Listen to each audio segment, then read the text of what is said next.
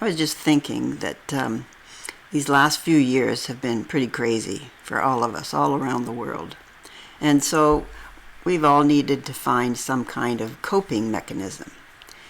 And for me, one thing that's helped is starting the day off with reading inspirational, positive things, because that's what we need, and loving things. And isn't that what the world needs now more than ever, is love and caring and kindness. Anyway, I wanted to share these readings that I do each day. It'll only be, less than 10 minutes, maybe 5 minutes. And they're just from 3 books. The first one is from Wayne Dyer's Everyday Wisdom. It's a great little book. It's got just very small writing.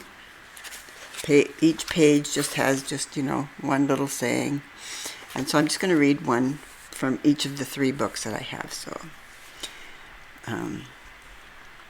fill yourself with love for everyone. See the unfolding of God in everyone you meet, including those whom you've been taught to reject. Lots of food for thought in that, especially these days with such polarized views. We have to be loving and kind to everybody. And another book I love is called Blessings, Julia Cameron.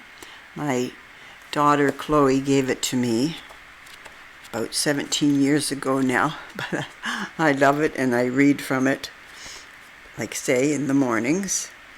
And so I had the page marked here, 102 for this one. It's called I Walk in Peace. So she always starts off with a quote. So this is a quote from Ernest Holmes.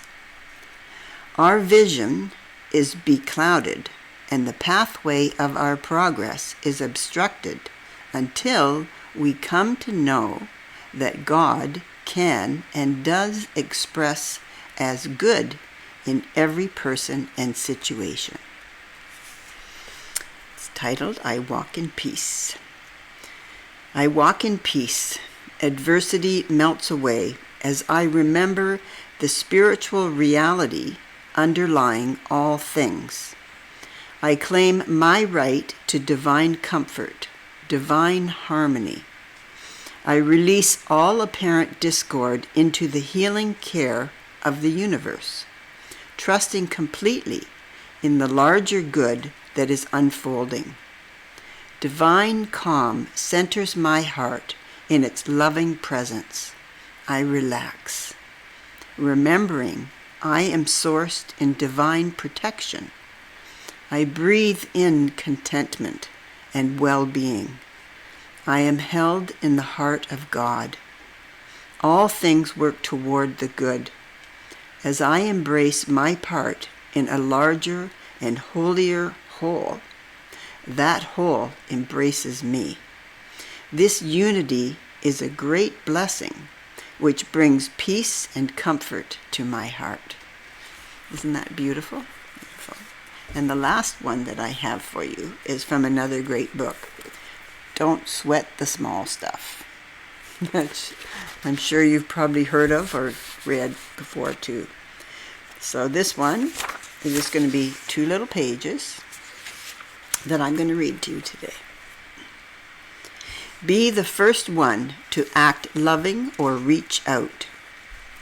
So many of us hold on to little resentments that may have stemmed from an argument, a misunderstanding, the way we were raised, or some other painful event.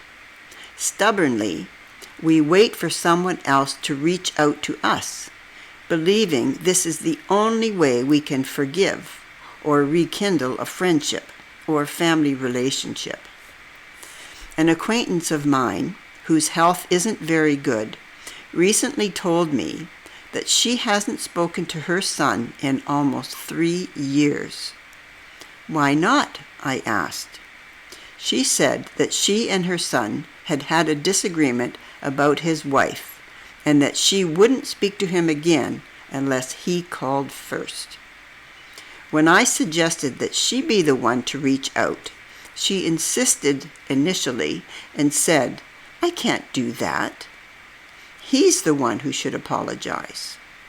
She was literally willing to die before reaching out to her only son. After a little gentle encouragement, however, she did decide to be the first one to reach out. To her amazement, her son was grateful for her willingness to call and offered an apology of his own. As is usually the case, when someone else takes the chance and reaches out, everyone wins. Whenever we hold on to our anger, we turn small stuff into really big stuff in our minds. We start to believe that our positions are more important than our happiness. They are not.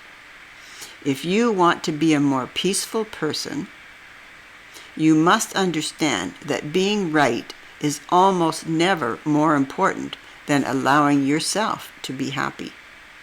The way to be happy is to let go and reach out. Let other people be right. This doesn't mean that you're wrong. Everything will be fine. You'll experience the peace of letting go, as well as the joy of letting others be right. You'll also notice that as you reach out and let others be right, they will become less defensive and more loving toward you. They might even reach back. But if for some reason they don't, that's okay too. You'll have the inner satisfaction of knowing that you have done your part to create a more loving world, and certainly you'll be more peaceful yourself. And isn't that what we need? For all of us to be peaceful and loving and kind. What a world that would be. And so my wish for you is to have a wonderful day today and share your love with everyone you meet. Bye for now.